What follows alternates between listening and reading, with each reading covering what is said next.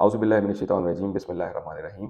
ملکی سیاست اور شہر اقتدار میں عمران خان کی آنکھ اور ان کی صحت کے حوالے سے جو ایک طوفان تھا، اس کے تھمنے کے بعد ایک پراسرار خاموشی نظر آتی ہے۔ یہ پراسرار خاموشی بظاہر نظر تو آتی ہے، لیکن حقیقت یہ ہے کہ یہ ایک آنکھوں کا دھوکہ ہے۔ سیاسی جو کھلاڑی ہیں اندرون خانہ، وہ شطرنج کی چالوں کی طرح ایک دوسرے کو مات دینے کے لیے اور اپنی جگہ بنانے کے لیے بھرپور قسم کی چالیں چل رہے ہیں۔ ایک طرف جو ہے جو عمران خان کی صحت کے حوالے سے تحریک انصاف کی ایک کمپین تھی، دھرنے تھے، اور تحریک ایک طرح سے شروع ہوتی نظر آ رہی تھی، وہ تھم گئی ہے۔ دوسری طرف جو ہے وہ پنجاب حکومت کے جو سکینڈلز ہیں، وہ ایک کے بعد ایک سکینڈل منظر عام پہ آ رہا ہے۔ اس وقت جو سوشل میڈیا اور خبروں کی زینت بنا ہوا سکینڈل ہے، وہ ہے جو پنجاب حکومت نے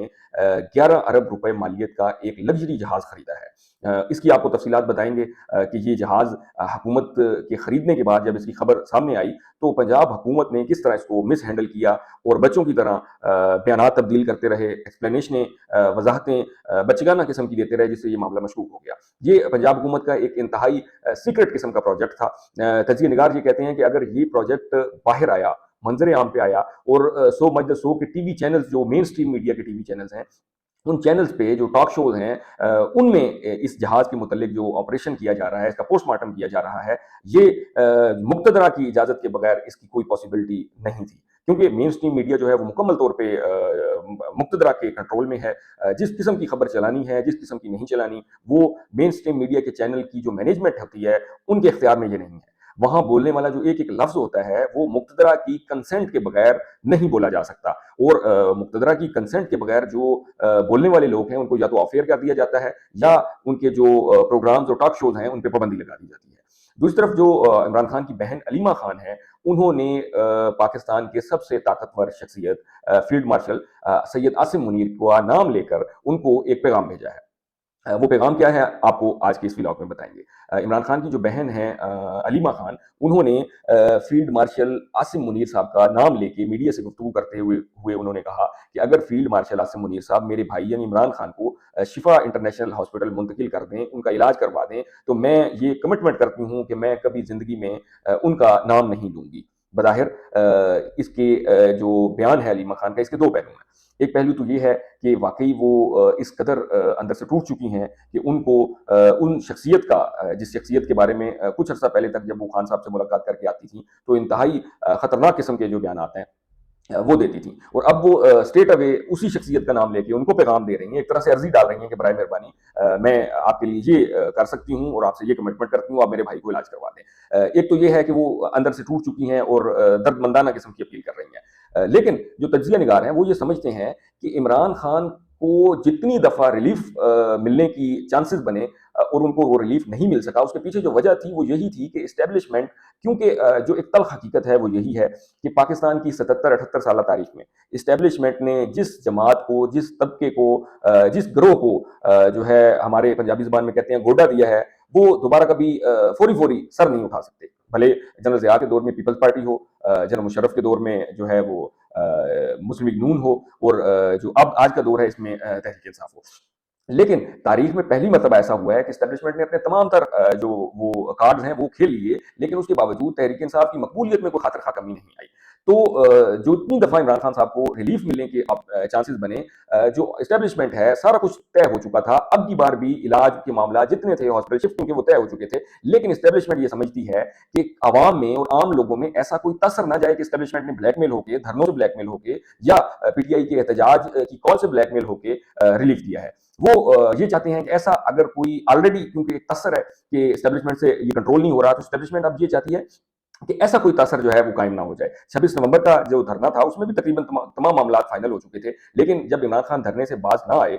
تو اس وقت اس کے بعد اسٹیبلشمنٹ پیچھے ہٹ گئی۔ اسی طرح جو عمران خان کو حکومت میں سے ہٹانے کے بعد پہلی مرتبہ جو دھرنا دیا گیا تھا، یہ لانگ مارچ تھا، اس میں آپ نے دیکھا ہوگا کہ پریس کانفرنس کے دوران شاہ محمود قریشی کو جو ہے ٹیلی فون کال آتی ہے، اور عمران خان دوران پریس کانفرنس ان کو کہتے ہیں کہ اس کو بس منع کر دو اور کال کاٹ دو۔ بعد میں ذرائع کا یہ کہنا ہے کہ وہ ایک طاقتور شخصیت کی کال تھی، جو کہ یہ چاہتے تھے کہ معاملات بہتری کی طرف لے جائیں، لیکن عمران خان جو ہے وہ نہیں مانے۔ اب بھی اسٹیبلشمنٹ یہی ایک واحد تاثر ہے جو کہ قائم نہیں کرنا چاہتی۔ اس بیان کے بعد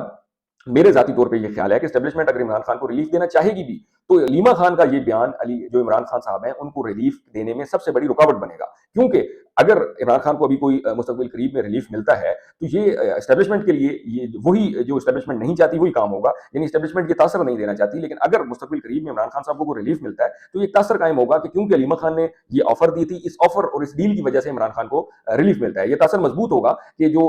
فیلڈ مارشل عاصم منیر ہیں ان کا نام جو تحریک انصاف کے بانی چیئرمین اور ان کی فیملی میڈیا پہ لیتی ہے اس سے وہ اریٹیٹ ہیں، اور اس اریٹیشن ختم ہونے کے بعد اب وہ عمران خان کو ریلیف دے رہے ہیں۔ تو میں یہ سمجھتا ہوں کہ عمران خان کو ریلیف دینے میں مستقبل قریب میں اگر کوئی رکاوٹ ہوگی تو علیمہ خان کا یہ بیان ہوگا۔ دوسری طرف مین اسٹریم میڈیا اور ملک بھر کے جو سوشل میڈیا اور ملک بھر کے جتنے بھی جو نیوز چینلز ہیں ان میں جو اس وقت سب سے گرم اور ہاٹ نیوز ہے وہ ہے جو پنجاب حکومت نے 11 ارب روپے مالیت کا ایک لگژری جہاز وزیر اعلیٰ پنجاب محترمہ مریم نواز صاحبہ کی آمد و رفت کے لیے خریدا۔ یہ خبر سب سے پہلی بات تو یہ ہے کہ منظر عام پہ اس طرح کی خبر آتی نہیں ہے جب تک اندر کا کوئی آدمی یا کوئی طاقتور شخص یہ خبر باہر نہ نکالے، انتہائی سیکرٹ ہوتی ہیں اس طرح کی خبریں۔ یہ دسمبر میں خریدا گیا اور یہ جو فروری کا مڈ سے زیادہ گزر چکا ہے، یہ اب یہ والی خبر سامنے آئی۔ اس کے متعلق جو پاکستان کے سینئر اینکر پرسن ہیں محمد مالک، انہوں نے اپنے ٹاک شو میں جو کچھ تفصیلات دی وہ یہ دیں کہ یہ جو جہاز ہے یہ 2100 لیٹر فی گھنٹہ یعنی کوئی 18 لاکھ روپے کے قریب غالباً مالیت بنتی ہے جو ایک گھنٹہ اس کے ایکسپینس ہے۔ اس کے لیے جو اس کے آپریشنل اخراجات کے لیے 1 ارب روپے کے جو انیشیل ایکسپنسز ہیں وہ جاری کر دیے گئے ہیں۔ اس جہاز کا جو سٹاف ہے اس کو ٹریننگ کے لیے امریکہ بھیجا جائے گا۔ محمد مالک صاحب نے یہ پریشان کن اور خطرناک انکشاف یہ کیا کہ یہ جہاز بیسیکلی اسرائیل کی ایک کمپنی نے بنایا تھا، اور یہ کیونکہ لگژری جہاز تھا اور اس کو عرب کے جو شیخ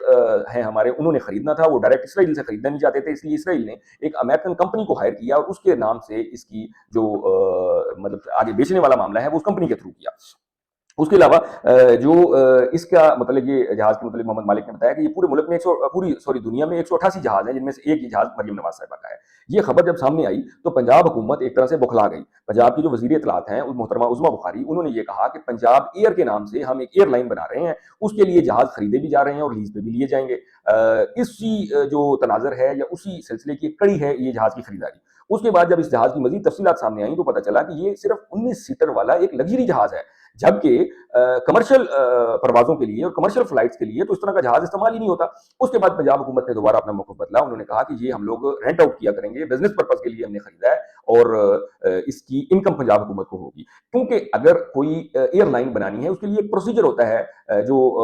پاکستان کے ادارے ہیں ان سے رجسٹریشن کا، خاص طور پہ سول ایویشن اتھارٹی سے، وہاں پہ پنجاب ایئر نام کی کوئی فائل یا کوئی ایک کاغذ کا ٹکڑا بھی ابھی تک ان کے پاس نہیں پہنچا، اور ابھی تک یعنی اس کی رجسٹریشن کا کام کا انیشیٹو بھی نہیں لیا گیا اور جہاز خرید کے یہاں پہ پہنچ بھی گئے ہیں۔ تو پنجاب حکومت کو انتہائی کمزور وکٹ پہ اس ٹائم پنجاب حکومت نظر آتی ہے، اور جو تجزیہ نگار ہیں وہ یہ کہتے ہیں کہ اس طرح کا معاملہ اگر منظر عام پہ آیا ہے یا لایا گیا ہے، اور دوسرے نمبر پہ مین اسٹریم میڈیا کی ہاٹ نیوز یہ معاملہ بنا ہوا ہے، تو یہ مقتدرہ کی اجازت اور ان کی کنسنٹ کے بغیر نہیں یہ ہو سکتا۔ اس میں اب دو رائے ہیں تجزیہ نگاروں کی۔ ایک تو یہ ہے کہ جو مستقبل قریب میں ممکنہ 28ویں ترمیم لائی جا رہی ہے اس پہ پیپلز پارٹی کو بھی نے بھی تھوڑا ہیزیٹیشن کا اظہار کیا، اور مسلم نون بھی ایک طرح سے اس سے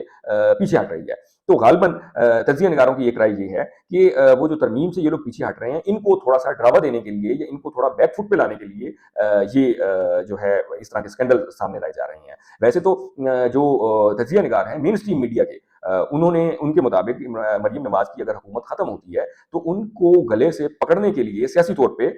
اسکینڈلز کی کوئی کمی نہیں ہے۔ سی سی ڈی میں جو ماورائے عدالت قتل ہوئے ہیں جس پہ ہیومن رائٹس کمیشن نے اپنی تازہ ترین رپورٹ بھی پیش کی ہے، ان کے بے شمار کیسز ہیں، اور سب سے بڑا یہ جو سکینڈل جہاز والا ہے، کیونکہ عمران خان کی جب حکومت سے اترے تھے ان کے لیے عمران خان کے خلاف سکینڈلز کو ڈھونڈنا کافی مشکل کام تھا، اس لیے ایک کمزور قسم کے کیسز جس طرح توشہ خانہ کے کیس، عدت کا کیس اور اس طرح کے 190 ملین پاؤنڈ کا ایک کمزور قسم کے کیسز بہت ڈھونڈنے کے باوجود بھی ملے۔ لیکن مریم نواز صاحبہ شاید ان کو